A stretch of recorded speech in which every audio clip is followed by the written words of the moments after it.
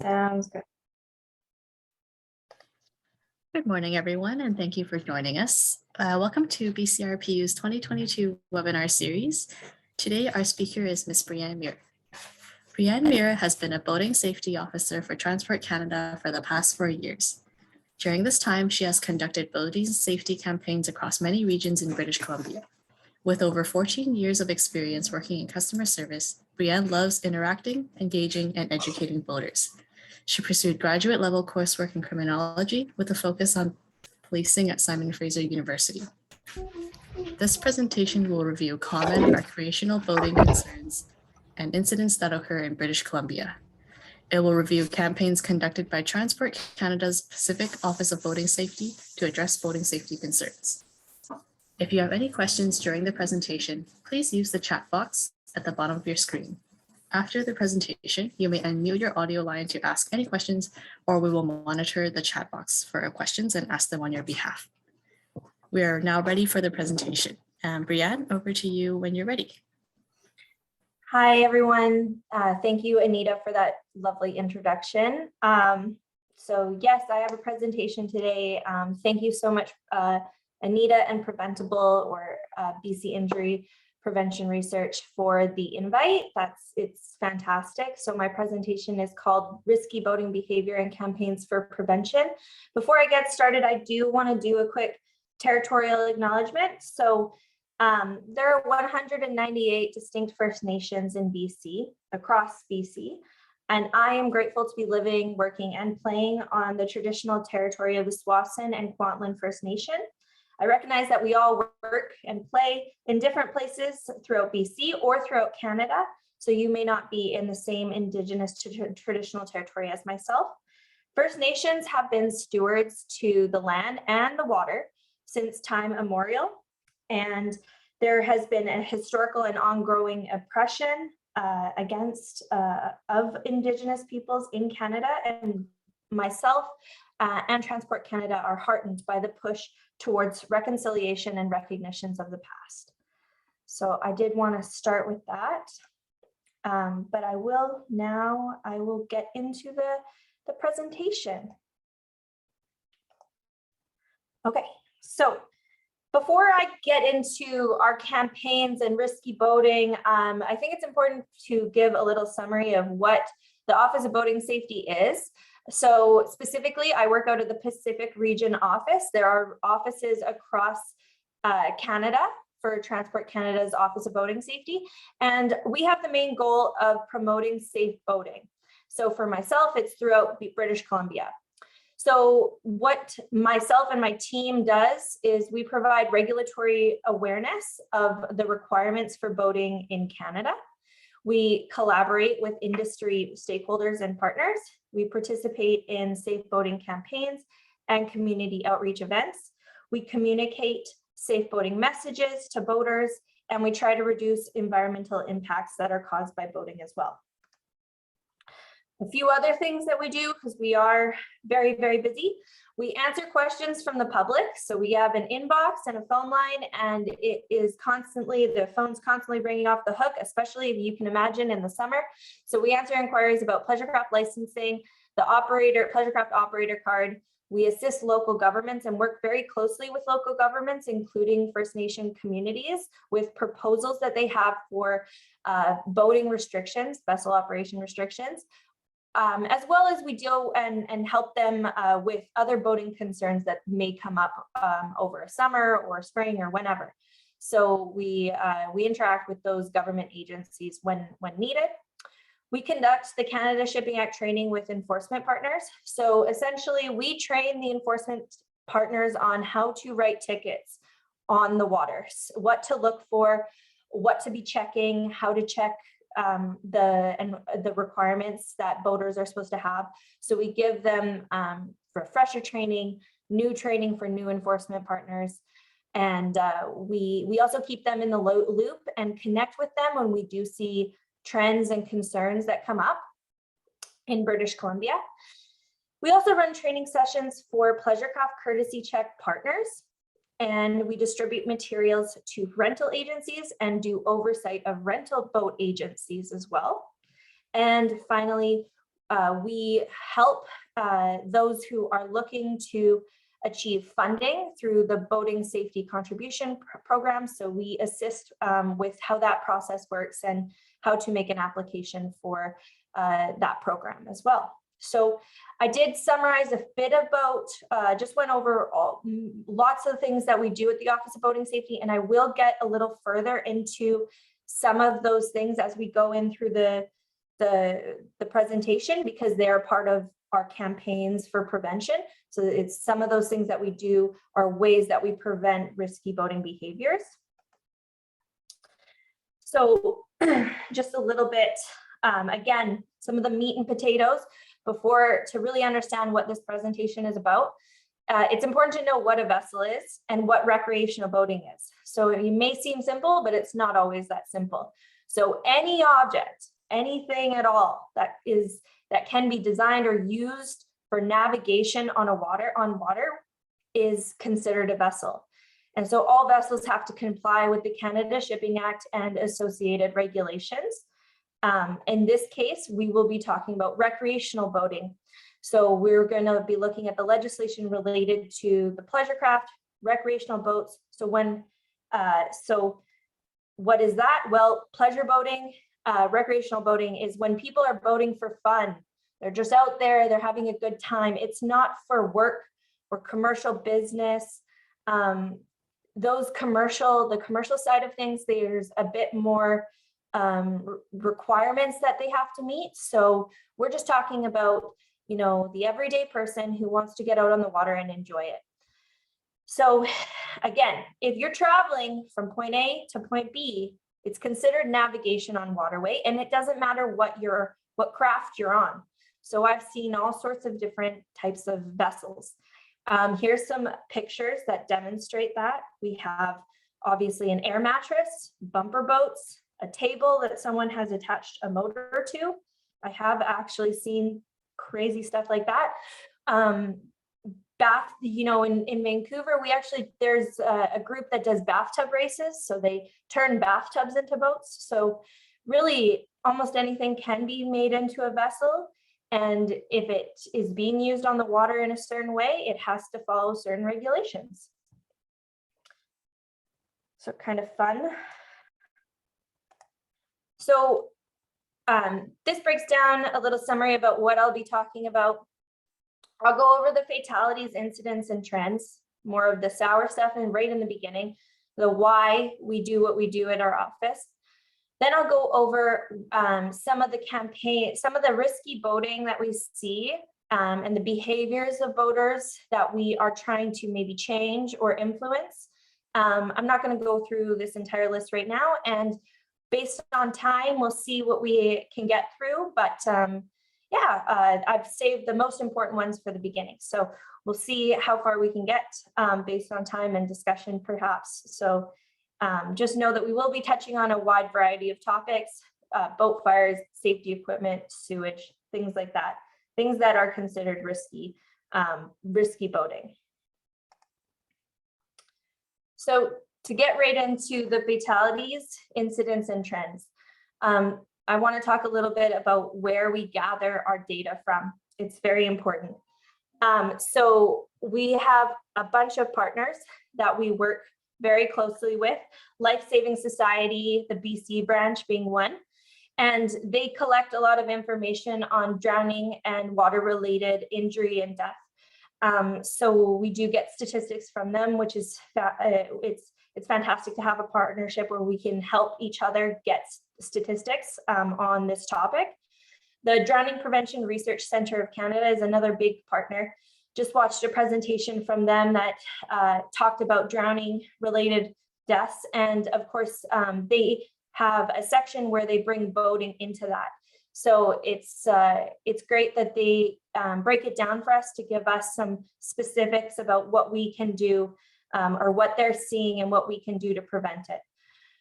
We also have, through the Marine Security and Safety Division or branch at Transport Canada, a reporting system called Marine Incident Reports. So these come in from enforcement partners, Canadian Coast Guard, and other Transport Canada members. post to this, and we receive reports about those recreational boating incidents or near misses or concerns. And then finally, within our own office, our own team, we collect reports and incidents in a tracker as well. And so a lot of the things that we see, we collect from maybe news media, we collect through from what we hear from Life Saving Society, as well from our Marine Security and Safety branch in Transport Canada. But these are all ways that we can collect information on not only deaths, but incidents and then the trends. So I do want to mention right off the bat, when we're talking about incidents, we are not receiving the full picture for incidents. What we see when we're collecting information from news media is maybe the most serious. Someone was injured while they were boating, the boat was destroyed, fire broke out or an explosion, property damage of maybe a marina or a dock or nearby residents occurred due to boating or due to maybe fueling issues or things like that. So what we know is that there are a number of near misses that occur on a daily basis, especially in the summer during the busy season, that are not reported. That could be, someone just acting carelessly and nearly missing a swimmer. Not all the time does that come in through our office. Not all the time is that reported to the police, who then report it to us. So although we have numbers for incidents, we believe that is very minuscule compared to what is actually occurring on the water. So I'll get into that a bit right now. Basically, to summarize a summary report for Canada and BC, there's approximately 500 unintentional water-related deaths that occur each year in Canada, and 1/4 of these deaths are considered boating related. This matches the data that we received from Life Saving Society BC, which indicated that 29% of the fatalities or drowning water-related fatalities were boating related in 2021. So pretty much on par with what the across Canada statistics are showing as well. On average, there are 96 recreational boating related deaths that occur per year in Canada. And then for us, if we're looking specifically at BC, let's look at last year. We tracked 16 recreational boating related fatalities in 2021. So of those 96, 16 occur in BC. We are on par, a little less than Ontario, but as far as the other province, we are in the, I would say, top 4 for number of fatalities. We tracked, out of Office of Boating Safety, 57 incidents. And again, when I say incidents, these are very serious incidents that were either reported in the news or came through our office. So not any of those maybe minor near misses. Comparing to 2020 and 2019, there were 14 deaths. So we've seen just a slight increase of 2. But do note that before 2019, there was even less. I believe it was 12 fatalities in 2018 and staying around there. So we have gone up slightly. Something that is not interesting, but something that we're seeing as far as these incidents, fatalities, trends, is that a lot has changed in boating in the past couple of years due to COVID-19. We've seen that we have a number of new boaters on the water. And for that reason, we may be seeing a few more incidents, maybe a couple more fatalities, because of the fact that we're having this big population arising of new boaters. During COVID-19, people couldn't travel. They still wanted to get out in the summer and enjoy themselves. They turned to boating as a new activity, a new recreational activity to enjoy. So something very interesting that we noticed almost immediately during the pandemic. So when we're looking at boating and the fatalities, what were they doing or what types of vessels were they on? Well, when we break it down, 50% of the fatalities that we see in Canada are related to powerboating. 31% are non-motorized, and 12.5% are sail-powered. So people tend to have this belief that maybe, oh, my boat doesn't have a motor on it, so it's not as dangerous. It's been very interesting in BC because we have seen an increase slightly in non-motorized, so canoeing, kayaking, either people going out on those, and then people having an incident occur where they needed to be rescued, or something happened where they tipped over and they couldn't get in. It's a lot harder to get back into those non-motorized vessels. So we are seeing a little bit of an increase in that. We're also seeing an increase in sail power, and that might do with something that will come up later with coastal waterways. So to break down gender, it's pretty clear, and it's been this way for a number of years, that males are, the fatality rates are higher for males than females across all groups and across the entire country. So these statistics are pretty similar when you're looking at BC and all the way across Canada, that males are the victims more often in these fatalities and involved more in these incidents. So that goes across all provinces. So 56 male, 25% female, and then sometimes it's unreported in our incident tracker, so we don't know. So where were they boating? So this is where we're talking about location. Fatalities and incidents occur more frequently in inland waters and coastal waters. We have seen this increase in coastal waters, so that's where linked to sailing. Sometimes sailing happens more frequently on coastal waters. So when we see this big increase here with the coastal water incidents, fatalities, we talked about it in our office, and what we think is people are maybe becoming a little more adventurous. They, rather than just enjoying the lakes and rivers in BC, they want to get out there and see more of the province itself. So they're maybe traveling more by boat. So they're using the coastal waterways to navigate and get around.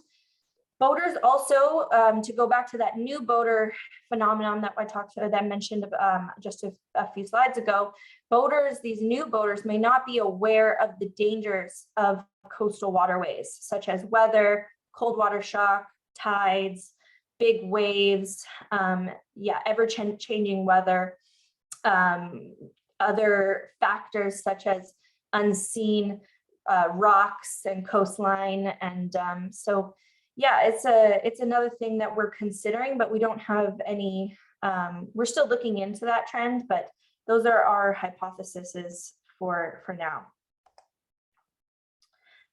When do fatalities or incidents occur commonly? Well, it's pretty I guess predictable that we see an increase of incidents in the summer months when people are boating the most. More people are out on the water, so there's more chance of collisions. There's more chances of having that waterway that maybe didn't have as many boaters on it in the spring being a little more full. So people have to avoid each other and follow the rules of the road as not to hit one another. We do see drownings and fatalities related to boating occur even in the early spring, and that's due to often hypothermia is reported as an injury occurring. So we see that because late spring, the water is still very cold in BC. We try to do a lot of work on educating about cold water shock. But hypothermia can also occur in the summer months as well. So a waterway that's maybe at a higher elevation, connected to runoff, people may be boating on it and they may not know how actually cold it is when they are submerged. So yeah, hypothermia is a big thing when we think about when incidents are occurring. BC is very unique compared to other provinces, and that is because a lot of the waterways, lakes, rivers in BC do not freeze, and in comparison to the other provinces. So for other boating safety offices, sometimes their work shuts down as we get closer to October and November and December. Nobody is really out on the water for recreation anymore. They're not, they get a lot less calls in, whereas we get calls year round in the BC Pacific office at our boating safety office. So we're constantly busy. We're constantly educating on different dangers based on the time of year as well. Last but not least, age range. This is another one that often shocks people when I tell them, the public, when I talk to them about this. They're often really surprised, but what's the age range of those who are involved in fatalities and incidents? Well, most commonly it's those 50 and older. If we put those two age groups together, they make up a majority of fatalities and incidents and who's involved. Why is that? Well, we hypothesize obviously more boat owners are in this age category, so they are the captains, and they are, maybe using their boats more frequently or going out maybe by themselves. And we also think that there might be something to do with this age range and believing the myths. When we talk to the public and we talk to this age range, I like to educate them. Hey, your age range is the most susceptible to potentially being in an incident. So it is important to maybe wear a life jacket or a PFD. I often get back, there are myths that they return to me, such as, well, I'm an experienced boater. I've been doing this for years. I know how to boat. I know how to swim. I'm only boating close to shore. Nothing's going to happen to me. I won't fall in. Well, it really sucks when we read those news reports and it's someone who exactly fits this age category and they accidentally did fall in. It was cold, it was spring, and something happens, or they're injured, or they needed to be rescued. So this is just one of those final stats that we have seen. So I want to move into our first piece of risky boating. I do see there is someone in the chat. So yeah, I'll quickly move into our first campaign, which is wearing a life jacket or a personal flotation device. So what's the risky boating behavior? Well, it's not wearing the device while underway. What does underway mean? Underway means when the boat is actually in motion, so traveling from one place to another. So that is the most likely the time when a collision is going to occur. So common myths, and this is coming from BC Boating BC's Excuses Don't Float campaign. Great campaign that they're currently working on this summer. I don't need a PFD, I'm a good swimmer. Well, 2 out of 3 drowning victims knew how to swim. My PFD is close by if I need it. 80% of drowning victims couldn't get to their PFD in time. I'll add to that, it is very, very difficult to put a PFD on or a life jacket on while you are already in the water. My PFD is uncomfortable to wear. I don't want to wear it. Another good one I get all the time is, it's going to ruin my tan lines. Well, is your life, you're measuring the weight of how important your life is. So comfort is a safety thing, right? So getting into some of those specific topics, and I'll touch really quickly on the regulations. So currently our Transport Canada Shipping Act regulations say that individuals have to have one life jacket or personal flotation device on board for each person, and it's required to fit properly, so be of a correct size. So the key here is that the requirement is to have, not wear.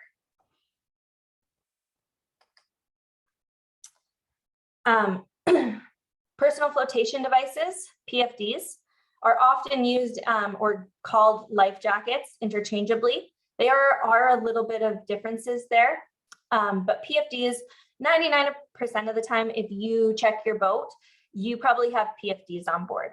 So they're ones that are made to be more comfortable. They're meant to be worn. They're a little more comfortable than a life jacket, whereas a life jacket is something you might find on, you know, maybe on the ferries, on an airplane. It's specifically meant for life-saving in maybe situations where a person is unconscious, where a PFD is meant to be worn while you're on a boat for recreation. So we have inherently buoyant ones made of buoyant material, so a little bit of a thicker material. They're colorful and they're often used for these sporting activities, paddling, and just general boating. There's also inflatable PFDs that is pictured there in the red, and it's equipped with inflation device or a pull lever and an indicator valve. So essentially, inflatable PFDs are almost like an airbag. Individuals have to be 16 or older to wear these, and you essentially pull down and it shoots open with air to keep you afloat.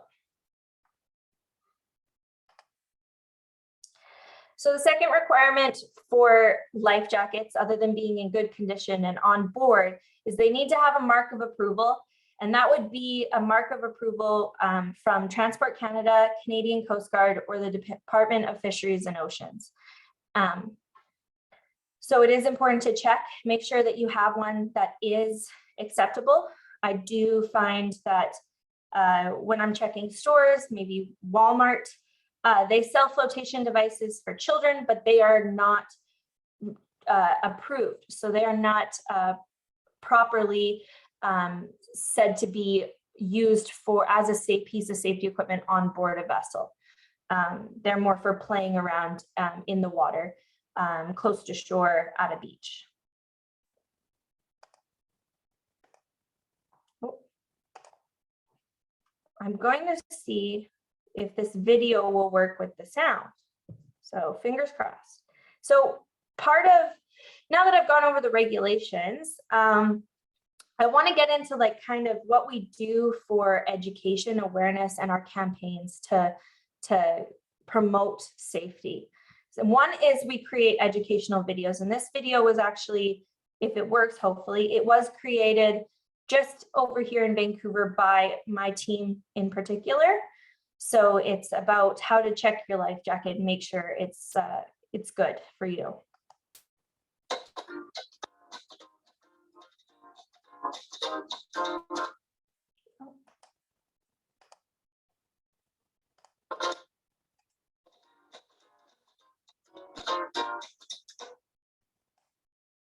Sorry, I don't know why it's stopping.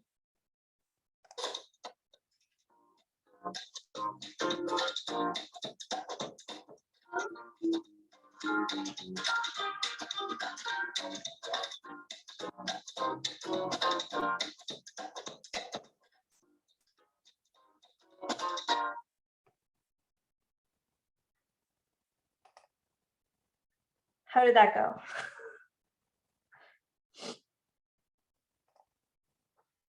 So we have another one, and again, I hope that we'll get this to work.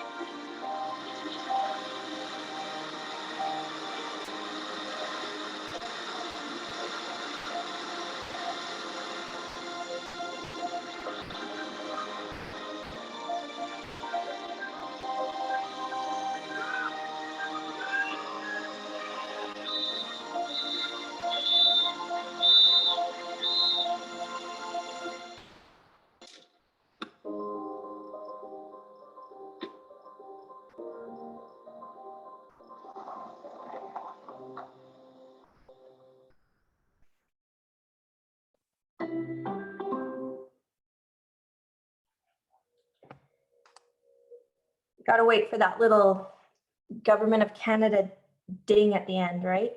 So that was a pretty impactful video that was created by our National Office of Boating Safety, so our headquarters team. really impactful. And I see a comment, can we provide video links? Yes, I can do that a little bit later on as well, or I can send it over to Anita and follow up. So what we are working on right now, based on what we're seeing with life jackets and based on this risky boating behavior, is we're looking into whether we want to put in mandatory wear of life jackets and PFDs on board recreational vessels.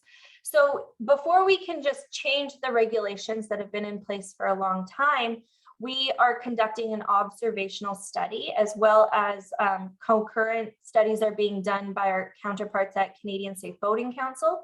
So this observational study we conducted in 2021, and we're going to continue on in 2022. Basically, we have a few locations in BC that over 4 different weekends in the summer, we have OBS officers go out and secretly observe and record boaters' behavior and whether or not they're wearing life jackets. So we account for other factors such as wind and weather. Of course, BC always has changes weather, it's hard to say whether it will rain or not, but we are out there and we're trying to observe and take down this data. So we have the statistical information to recognize whether a change to the requirements is needed. So in 2021, we documented over 4,000 boaters within almost 2,000 vessels. Of course, boats often have more than one person on board. And we saw that there was 34% that were wearing PFDs or life jackets. Now, when we look and break down that percentage, the highest wear rate is usually children. So 67% for minors versus the only 29% for adults. There are more statistics and data regarding the types of vessels where we saw life jackets being worn as well. We have a whole list of results that I'm not going to get into right now, but just know that it's still under half are wearing, and that's while the boat is underway. So a few of the other findings were that certain vessel types like personal watercraft or Sea-Doos were more likely to have a boater wearing PFDs or life jackets. And that's often because if you wear a PFD or life jacket on a personal watercraft, you get to carry less safety equipment. So it's kind of a trade-off where you wear it and then you don't have to carry certain things. Younger passengers, again, females were the more likely to wear versus older passengers and men. Again, minors were nearly double that of adults, and passengers were more likely. So maybe not the person who is operating vessel, but those who are on board as guests potentially were more likely to be wearing the PFD. So, and that's in regards to when operator is wearing one. So we are moving into this understanding of this role modeling effect as being very important. So for the next phase, we're going to continue to do the same observational studies this year. So again, we will be out, we'll be secretly spying on people and taking results about whether or not they're wearing life jackets. But at the same time, we're going to be using in certain sites posters and messaging to do messaging and see how much messaging affects people about whether they wear life jackets or not. So here's some examples of the signage that you might see out. Bad swimmer, good swimmer, great swimmer, doesn't matter when you're unconscious, wear your life jacket. And here's 2 other signs. So this observational study is not only going on in BC, but it's going on in every province across Canada. There's certain locations where boating safety officers of each region will be doing this study. So yeah, we'll have these signs out to see how much that changes people's opinion about whether they want to wear or not. So the next risky boating behavior and topic is in regards to carrying safety equipment, or in this case, not having the required safety equipment on board your boat. So again, going back to these myths or these common maybe statements that we hear from the public, and Boating BC's compiled them. We don't need to pack emergency gear. We're not going too far away. Keeping passengers safe isn't just your job, it's the law. I'm just a small boat. I don't need that extra safety gear. As a captain, you're legally responsible for everyone's safety on board. And those rules are only for bigger boats. Well, 80% of drownings occur off boats smaller than 21 feet, so the smaller vessels.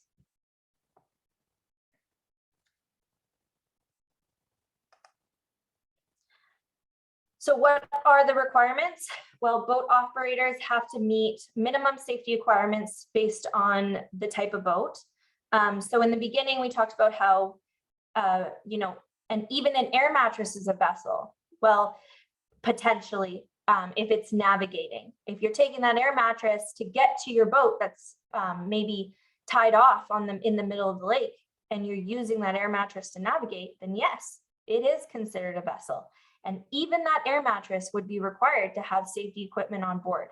So every different type of boat and the size of that boat, it's usually listed human powered versus motorized, has to have certain safety equipment. The key for safety equipment is that it needs to be in good working order, accessible, and maintained and replaced when required.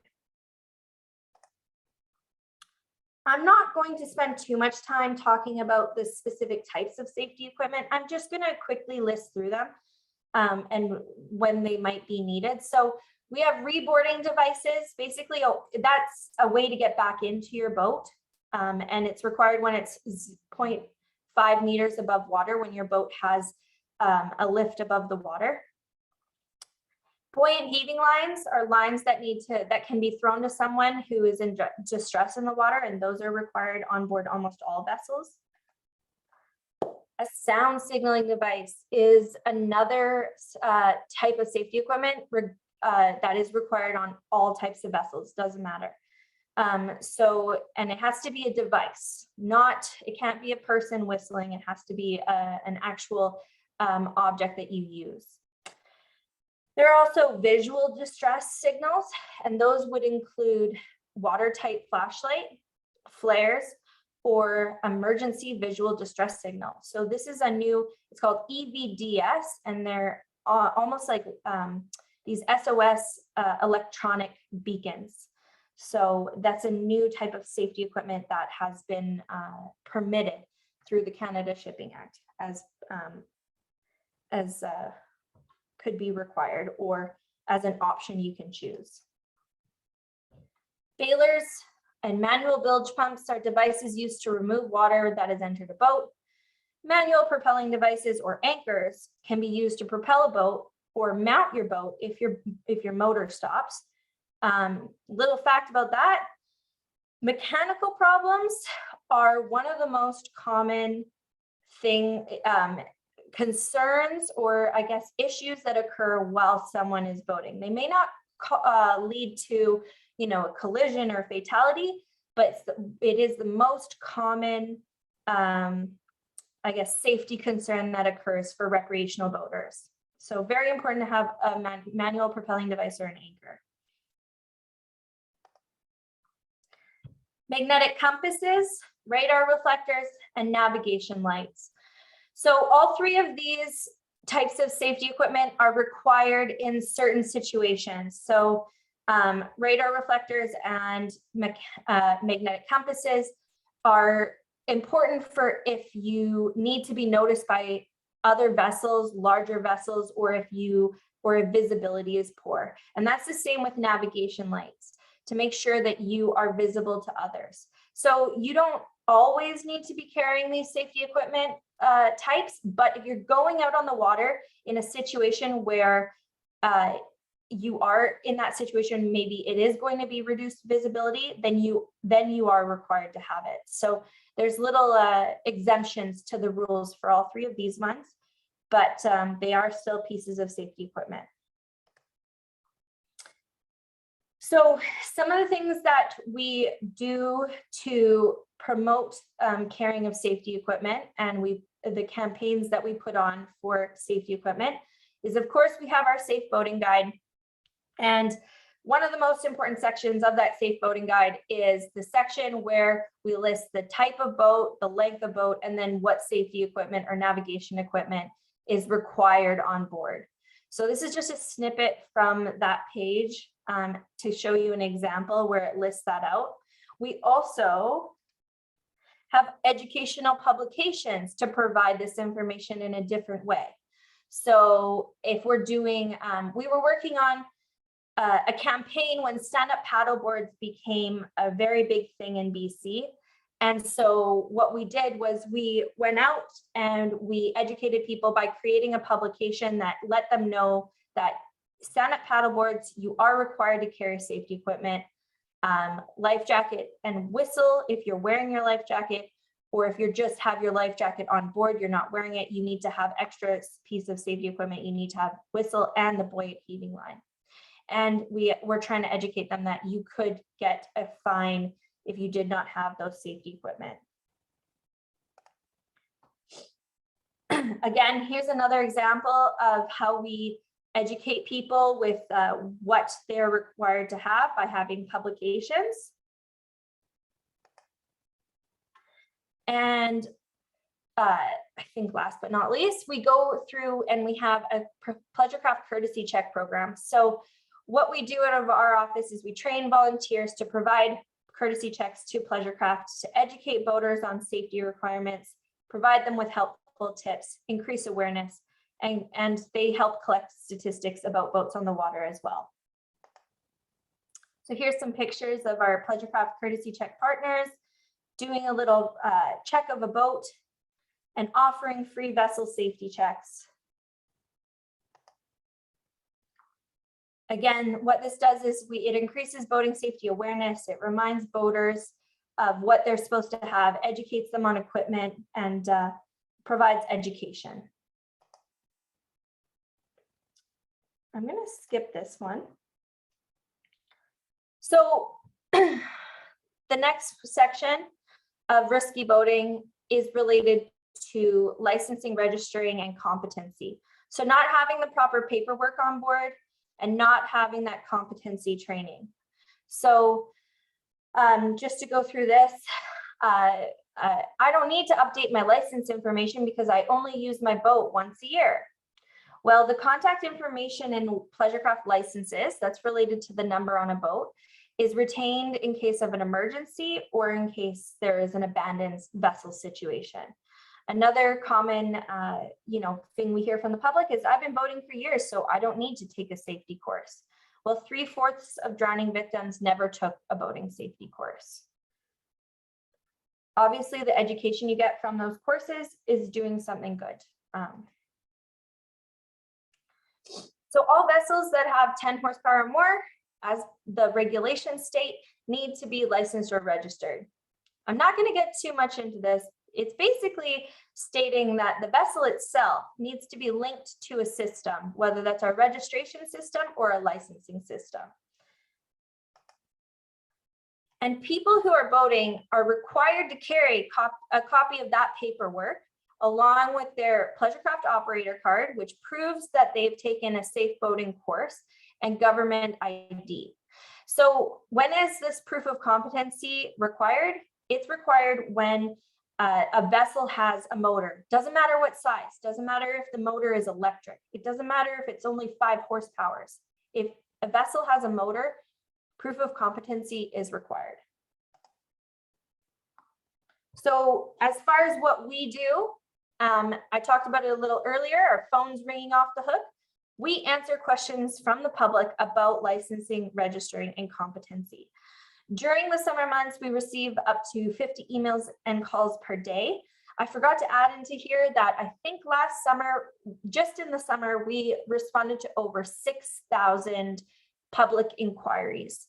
So when one of us might be out in the field, another Office of Boating Safety officer is in the office, on the phones, on the emails, responding to the public, helping them with licensing, registering, and competency questions, as well as answering questions about other regulations in the Canada Shipping Act and safe boating behaviors. So constantly working to educate, whether it's in office or out. We have programs to make licensing and registering pretty easy. People can apply online or by mail. They can easily, using our online portal, apply for new pleasure craft licenses, duplicates. They can transfer the license or cancel a license. So we do have these portals that make this activity to increase boating safety. So we have someone's name linked to that vessel easier. So I'll get into now the next section of risky boating, which is probably one of the most important. And Anita, I hope we have time still. I don't know, are we going right to 11? We have a few questions. I think we might be able to get through the questions at the end. Maybe if you want to leave 10 minutes or so for the questions. Okay, but is it 11 that we're going 11, to? yeah. Or, okay. 11, that's correct. Okay, so I'll move right into this section because it is one of the most important parts is how people are actually operating on the water. The risky boating that we see is unsafe operation, careless operation. So this video, I don't think it has any sound, but I do want to play it for you all. It's more of an observation. It's from Boating BC and their partners at Port of Vancouver. So if I describe it, if you can see in the background, I hope it's coming up clearly, there is a boat passing right in front of a tanker ship. And it's out of view right now. And we could count the seconds until it's back in view. And what you might not know is that that tanker ship is traveling extremely fast. It may not seem like that, but it is. Here's another good one.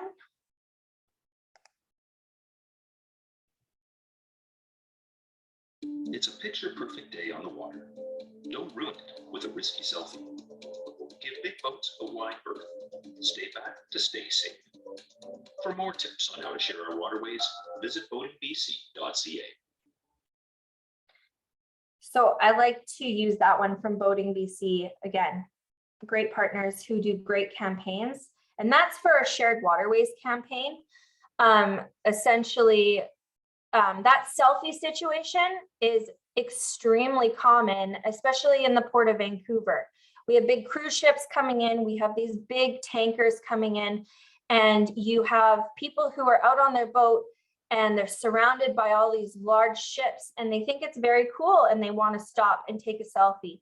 Doing it right in front of a tanker is an absolute careless way to boat. It's definitely risky. You're putting a lot of people at risk, and you yourself and anyone else who's on board. So it's something that we were educating on, and Boating BC was helping us with educating on how to prevent that. So great campaigns coming out of them, out of their organization. So what do the regulations say? Well, it's illegal to operate a boat in a careless manner or unsafe manner. When I look at this list, there's a long list here about types of careless boating and ways to, be unsafe on a boat.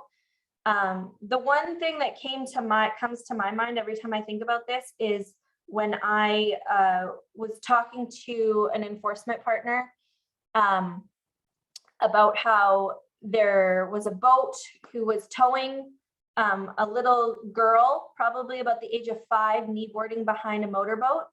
And a Sea-Doo decided that was the opportunity to start jumping the wake of that boat. So jump right behind the little girl who's holding onto a rope for her dear life, literally, is a Sea-Doo jumping the wake. You can only imagine what would happen to that little girl if she had let go in that moment until the Sea-Dooer sped off.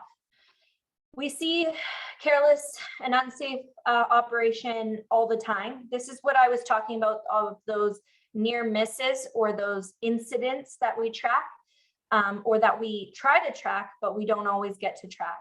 So it's something that's very important, and it's something that we're always trying to educate people. You know, when you're on, it's simple. When you're on the water, you need to be respectful. You need to be constantly aware of what your surroundings are, and you need to respect other boaters as well. So we do have regulations that state no person shall operate a vessel in a careless manner without due care and attention or without consideration for other persons, making it pretty general so that it can be applied in multiple situations that enforcement officers see, that we see. So yeah. When we talk about the sharing the waterways, and especially sharing them with the large vessels, when you are in ports where there are large vessels, you know, it's simple. Small vessels need to yield to the larger vessels. They need a lot more time to come to a full stop. They can't alter their course. There's dangerous undercurrents that are created by these vessels. They have the right of way, and small vessels need to stay out of their way. Another one is tow lines that are, you know, tug and tow that occurs in ports a lot frequently. Those tow lines are sometimes submerged beneath the water, and we have had horrible incidents occur in different parts of Canada where fatalities have happened due to people not recognizing that there is a tug and a tow and a submerged line potentially between the two. So again, I kind of touched on this a little bit, but be aware of what's going on around you. Be predictable, stay out of the shipping lanes, keep safe distances between you and large vessels, or you and any vessel for that matter. Have a lookout, have a proper lookout, always be aware. Don't let your boat steer itself while you go and like look through the glove box for your cell phone. I've seen that before. This is all, you know, those are careless, and this is how you can not be careless. So some of the things that we do to counteract this careless operation, speeding, and wakes is we have vessel operation restrictions. So these are situations where we put a restriction in place that says that a boater cannot do certain things or cannot boat in certain areas. So activities are restricted, or waterways are restricted. Swim areas are the most common one. People are swimming in that area. So if you see a swim area with that sign pictured, it means no boats allowed.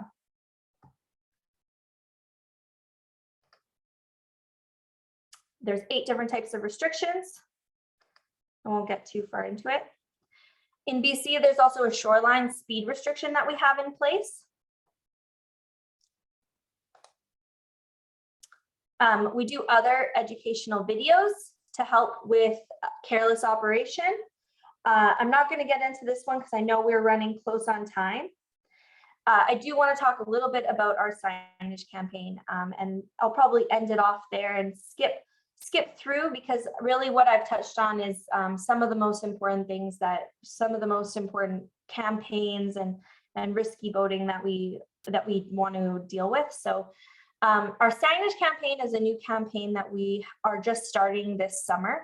We've been working on it for a while now. Basically, we wanted to come up with signs to help based on common concerns that we receive and address those concerns. So we have created official government signs for waterways, and we 14 different types, and they're all related to safety equipment, life jackets, careless operation, and safe operation. So for example, this one is watch your wake. Very common concern in BC. So people need to know that a wake is an extension of a vessel, and your wake, and whether it causes safety concerns to other boaters, is your responsibility as well. So you could be fined, you could be held liable for any damages your wake causes, and you could face criminal charges. Here's some other signage campaign. Basically, that one in the middle there says the shoreline speed restriction, so 10 kilometers an hour within 30 meters of shore. And in the summer, we are reaching out to our government partners and stakeholders, and we're inviting them to participate in this campaign. And what we'll do is we will, for free, mail out these signs so they can be posted on waterways across BC. So we're quite excited about that campaign as well. So skipping, if I can just skip forward, I don't know how to skip that far ahead, but I guess I don't want to keep anyone extra. Of course, this was really quickly, this is me on the news with Ian Pike, who I did see was in the attendance here today. Such a great opportunity. We do other education and outreach as well through our Office of Boating Safety, news shows, radio interviews, educational seminars, email campaigns as well. So that's other ways that we prevent risky boating, and we're very much excited to continue doing that for this summer and the summers to come. We have a number of partners who we support and who support us, and we couldn't do what we do without having the support of our partners, so we are very grateful for them as well. And so with that, I'll end it. I will end it a couple minutes early. Like I said, sorry, I couldn't get through every section. This is a new presentation. So yeah, if you need to contact us, our contact is below. We have our general email is pacobs@tc.gc.ca. So PAC OBS, specific OBS. And our telephone number is 604-666-2681. And that phone number will connect you to the officer of the day. We generally work Monday to Friday during business hours. And so if you call us during those times, likely you'll get a call back within the day. We try to be pretty on top of that. So I know we have those questions. Anita? Or... I can read them out. So I'll go top to bottom. First one is from Ian. It is mandatory that motorists and occupants are required to wear a seatbelt. Is there a move to require a PFD or life jacket to be worn, I guess, when abroad and underway? Yes. So as I mentioned, when we got to the life jacket section, we are currently in talks about altering our regulations. But before we do that, we are conducting the studies that we need to determine exactly what vessels, what size vessels, and when we want life jackets and PFDs to be required. So it's currently in the works, but we're in the study phase of it. The next question is from Tobin. Regarding the stats on fatalities by vessel type, so power, non-motorized, and sail, do you have data on recreational use by vessel type? And thinking about fatality rate by vessel type in contrast to the number of fatalities? That is a good question. Just thinking about that question is giving me a bit of anxiety, because we have a real lack of knowledge about how many boaters are out there at a time and on what types of boats. So I would say that we don't have that particular data. But when we do have a fatality that comes in, they do track what vessel that was on. That's why we know that right now, the most common incidents and fatalities are related and linked to power vessels. So motorized vessels. So that's what I can tell you. The next question is about if you're able to share the video links. I see that Tobin has shared the life jacket saves video links. Awesome. Perhaps, Breanne, if you're okay with this, I can share this slide deck with everyone who's registered for this webinar. And then you can review it in your own time. That sounds great. Next question, Shazia is asking, do you have any methods you use to target short-term boat users? For instance, individuals who may rent boats for a few hours during the summer. That's a great question. So as part of what I mentioned, we do the rental boating oversight. So every year, each officer has a region, and we contact all of the rental agencies in that region to do a pre-season meeting with them about rental boat safety practices. And that's about how they are essentially, there's some responsibility that falls to them to ensure that short-term boat users, renters, boat renters, are getting the proper education they need to rent that boat. So it's a very complex piece of what we do at Office of Boating Safety. We follow up with rental agencies through any reports we receive regarding concerns. But we do keep note, we check in, sometimes I'll do a plainclothes walk-in and basically rent a boat or ask them what they do for rentals to see how well their education is. And then I'll give them a feedback either afterwards or directly in the office. So we do a number of things for rental boats oversight.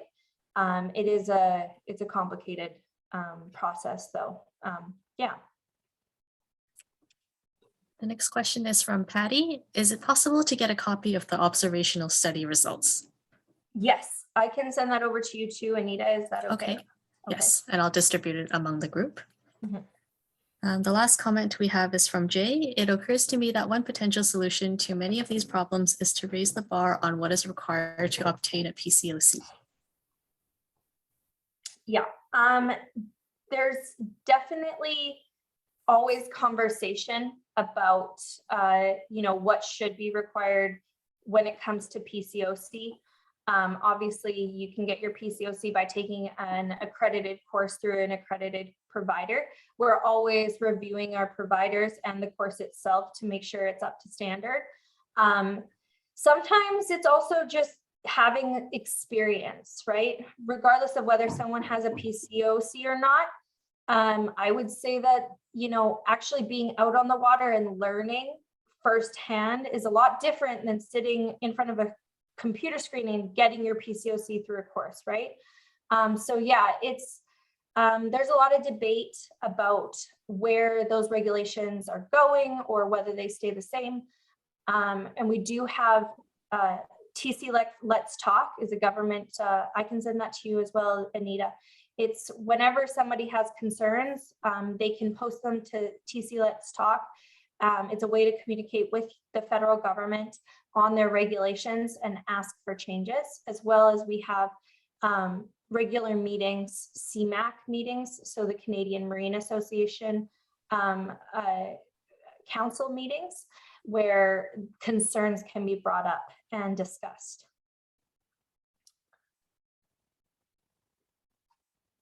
Great. That's the last comment and question that I have. Does anyone have any follow-up comments they'd like to make? If not, we can end the webinar here. Only a little bit over time. Sorry, guys. No worries. Thank you for staying on, and thank you to our participants for staying on as well. Yes, thank you so much. Okay, and we'll see you next time. Thank you.